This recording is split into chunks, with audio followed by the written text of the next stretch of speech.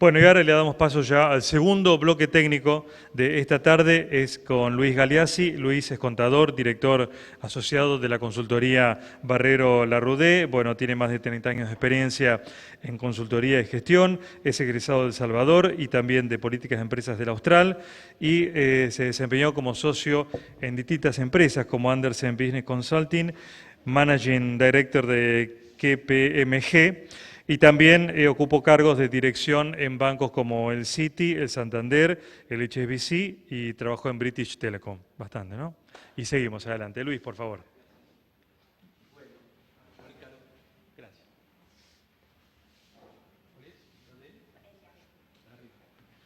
Bueno, buenas tardes. Tengo un problema serio, bastante serio, que lo quiero declarar al comienzo, que es que Claudio totalmente me bajó la autoestima.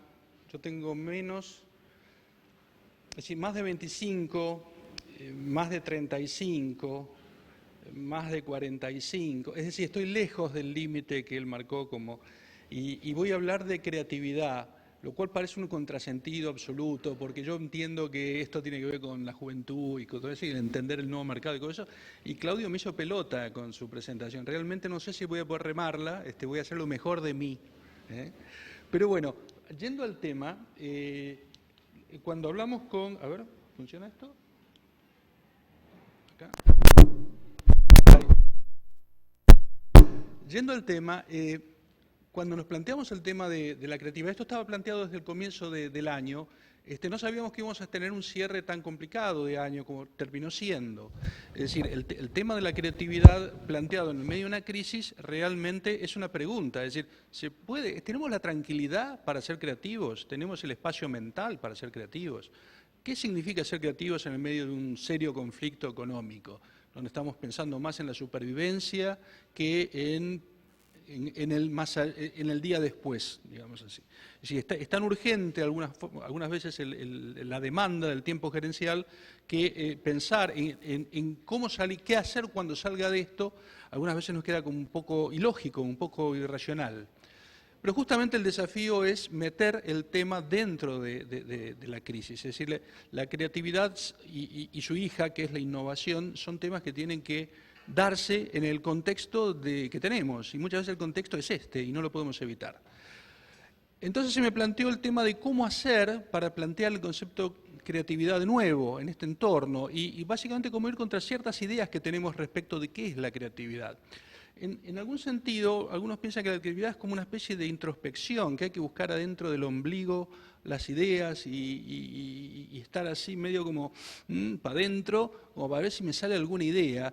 Y es una cosa media de New Age o cosas por el estilo, y la verdad que en la realidad es una cosa muy distinta a esa. La creatividad es una cosa mucho más activa y externa, es mi comunicación con el resto. Entonces esta idea de cosa on, ¿no? Esta cosa de mirar para adentro, no funciona con el concepto de creatividad. El segundo concepto de creatividad es una cosa que me pone en un gran riesgo, es decir, es tomar riesgos desmedidos, es hacer cosas que nunca hice, es meterme en camisa de once varas. Bueno, tampoco la creatividad tiene que ser esta cosa media desafiante de estar colgado de una mano en la ladera de una montaña, ¿no? No es esa idea. Para colmo, hay quienes cuando califican al creador le dan una cantidad de atributos que pareciera que la creatividad es ser todo, ser omnipotente, tener todas las virtudes, ser inteligente, perspicaz, vivo, ver el futuro, tener experiencia, saber medir los riesgos, y te empiezan las charlas de creador, empiezan a dar adjetivos que uno dice, pero yo no soy eso, yo estoy lejos de ser eso. ¿Cómo voy a ser creativo si yo no soy Superman, no? Y últimamente, y en el curso de esta semana, también se desafió el concepto de que ser creativo no es correr como el win de los Pumas, es decir, somos gente mucho más normal que este chico, es decir, no vamos tan rápido, no somos tan fuertes, no somos tan lindos. Es decir, la creatividad la hacemos nosotros en el día a día con las cosas que hacemos. Entonces, se me planteó la pregunta de cómo demostrar un proceso de creatividad real. Y bueno, entonces voy a ver dentro de la gente que conocemos, algún caso de creatividad que tenga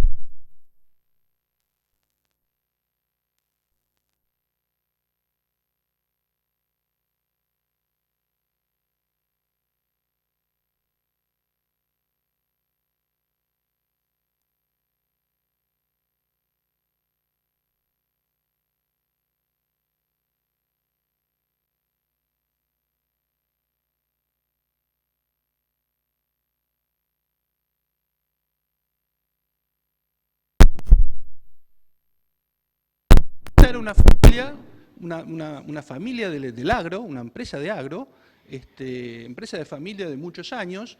Esta es la cuarta generación de la familia, así que imagínense, el negocio nació hacia 1930 aproximadamente, con el abuelo de los que hoy son directores, donde ya ha incluido una cuarta generación. Esta familia hacía básicamente ganadería y hacía básicamente la producción de las forrajeras para el ganado en la zona oeste de la provincia de Buenos Aires. Y durante muchos años fue básicamente una compañía dedicada a la agroganadería, ¿no?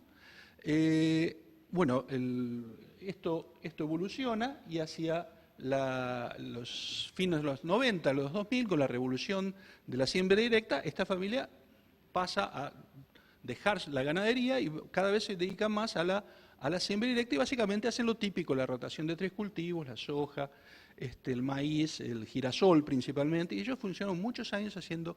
Ahora, mientras hacían esto, mientras esta conversión se dio, también se dio el pase de mando a una nueva generación, que es la generación de estos 3 hermanos que hoy dirigen la empresa. Y estos 3 hermanos empezaron a ver que haciendo esto estaban desarrollando know-how, un know-how interesante. Y empezaron a decir, pero ¿cómo puedo explotar este know-how que tengo, esta cosa que estoy haciendo? ¿Cómo la puedo hacer?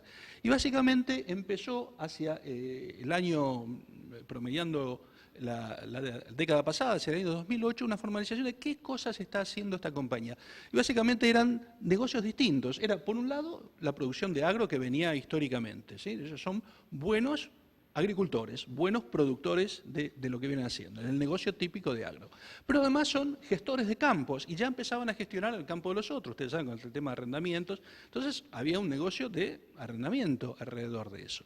Y adicionalmente, como hacían, la explotación crecía, hacían un negocio de insumos, es decir, compraban insumos, y ya que le compraban insumos para ellos, podían comprar insumos para algunos vecinos y empezaron a hacer un micronegocio de insumos. No una gran operación, pero es una operación complementaria que les agregaba algo de valor a su negocio.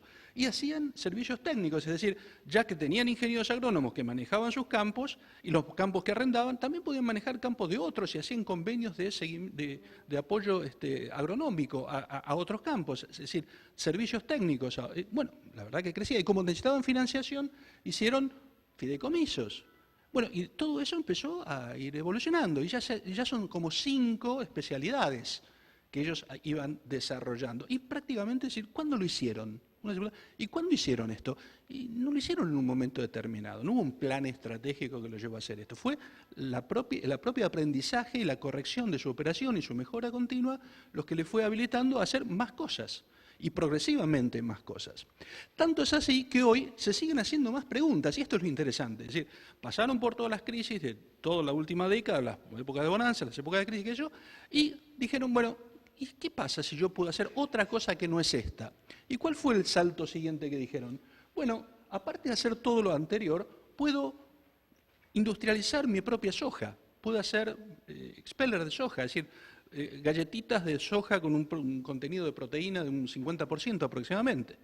Entonces, lo puedo hacer, montaron una planta mediana, no son grandes industriales, son una planta mediana donde industrializan su soja. Y adicionalmente dijeron, ¿y cómo la voy a vender? Bueno, la voy a vender exportándola yo mismo, es decir, mandando mi propio agente de ventas a los congresos de ventas que venden esos congresos están en Asia, en Europa, etcétera, y terminan teniendo clientes en Filipinas, en Indonesia, en Sudáfrica, en Puerto Rico. De repente, esta misma gente que hace 10 o 12 años hacía básicamente cultivos, hoy tiene toda esta familia de cosas que está haciendo. Y no es que lo hagan sin dificultades, bueno, no se les sale todo perfecto, les sale algunas cosas mejor, otras cosas peor, tienen ahogos financieros. Es decir, esto no es un jardín, ¿no?, de rosas, pero es una compañía que va evolucionando con el correr del tiempo. Y al día de hoy se hacen preguntas de cómo seguir evolucionando, ¿no?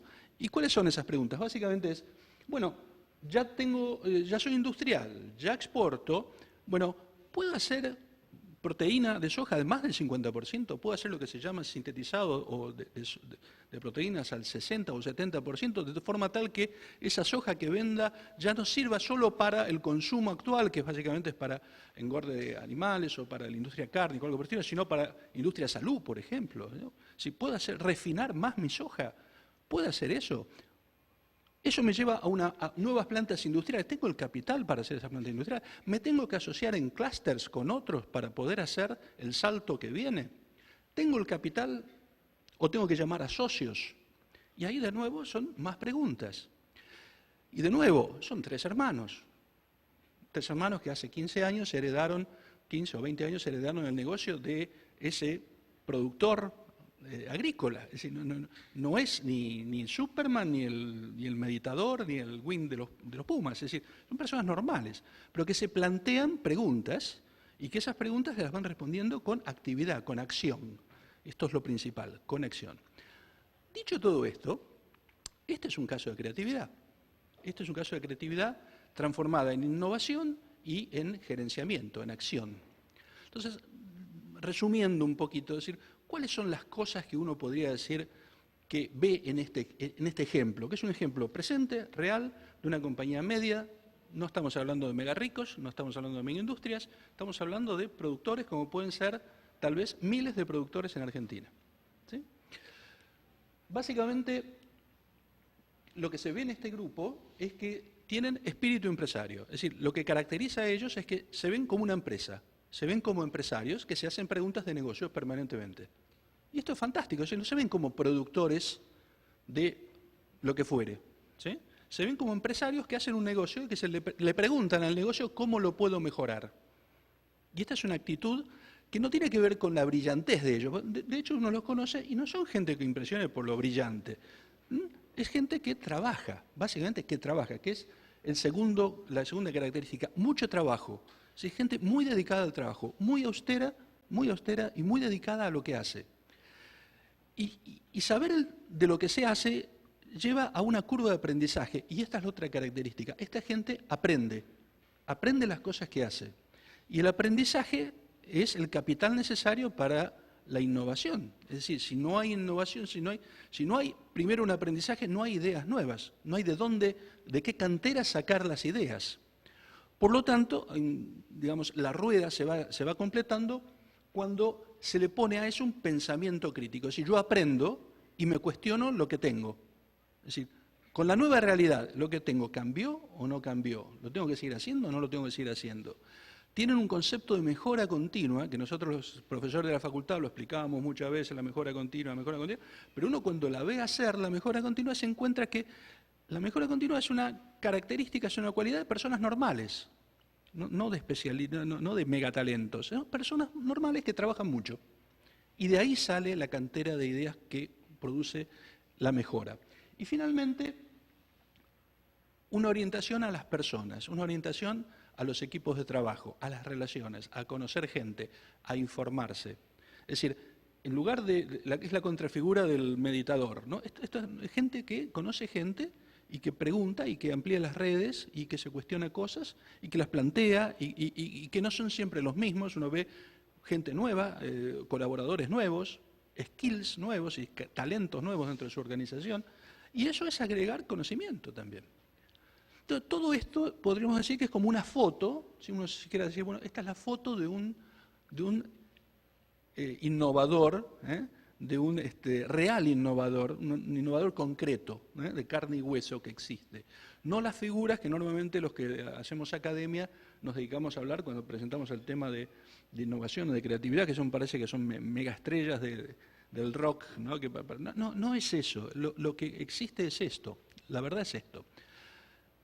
Y ahora me llevaría a algunas conclusiones que tienen que ver con frases dichas por personas muy famosas respecto de esto, que son todas golpeando sobre el mismo concepto. Por ejemplo, el concepto de hay una fuerza motriz más poderosa que la del vapor, la electricidad y la energía, que es la voluntad, dicho por Einstein. ¿Sí? O si de hecho los descubrimientos sin valores han sido más por tener paciencia que por cualquier otro talento, dicho por Newton. ¿Sí? O el genio es el 1% de inspiración y el 99% de transpiración, dicho por Edison. Es decir, Todos estos nos dicen que lo genial, lo distintivo, lo excelente, es más fruto del esfuerzo que de la idea. No es que no haya que tener ideas, la idea importa, la idea es necesaria, pero importa más lo que uno hace con la idea. ¿Qué hace después de tener la idea? Tiene la fuerza de plantearse la idea, de llevarla a cabo, de ejecutar la idea, de probar la idea en realidad, de llevarla al final a un decir, bueno, ¿esta idea sirve o no sirve? Este es el concepto de creatividad y es un concepto que aplica también a las épocas de crisis, definitivamente aplica en las épocas de crisis. Es más, nadie tiene asegurado el futuro, nadie sabe si su negocio va a ser negocio dentro de 10 años.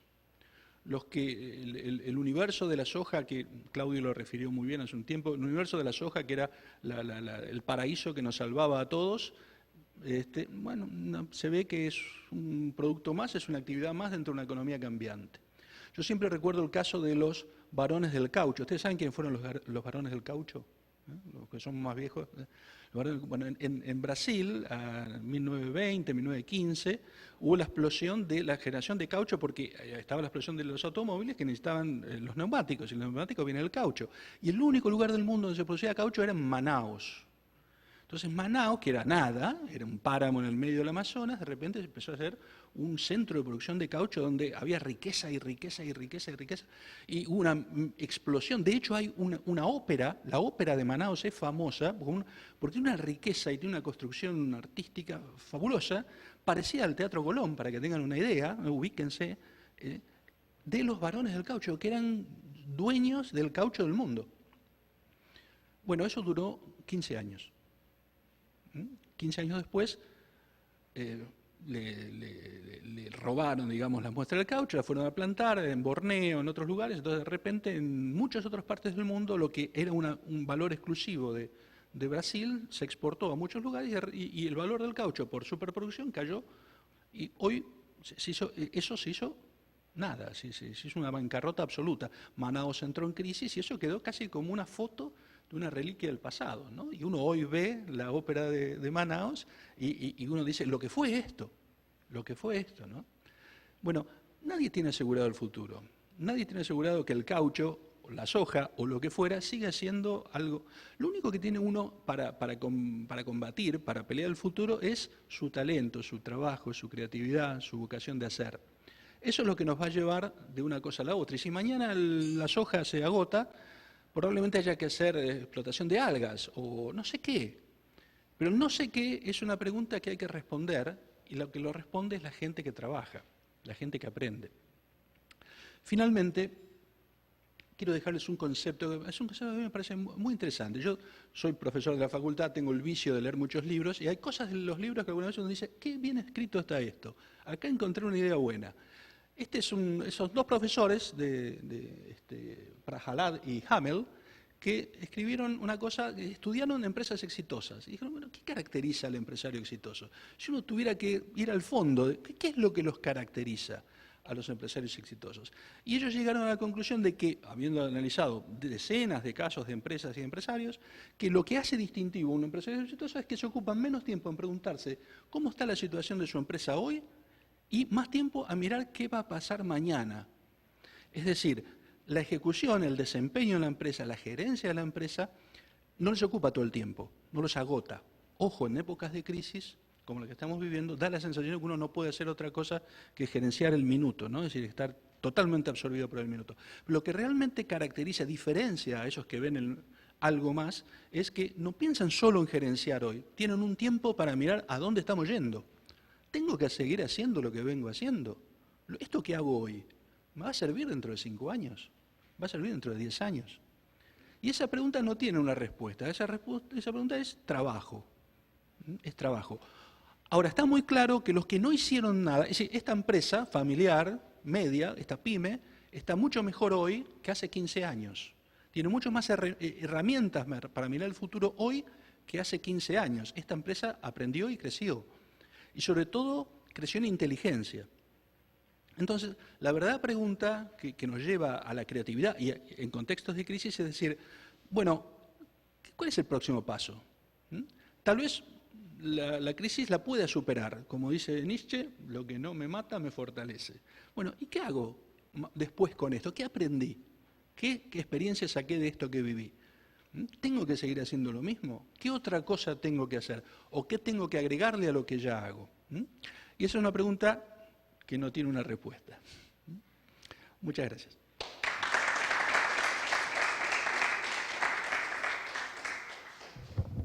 Muy bien, ¿alguna pregunta para Luis? Yo tengo una para variar, Luis. Te quiero preguntar si nos puedes contar, en la medida que te permita el secreto profesional, de los clientes que tienen en la consultoría, ¿cuál es el denominador común de preocupación y la expectativa para los próximos meses? Hay como dos tiempos distintos.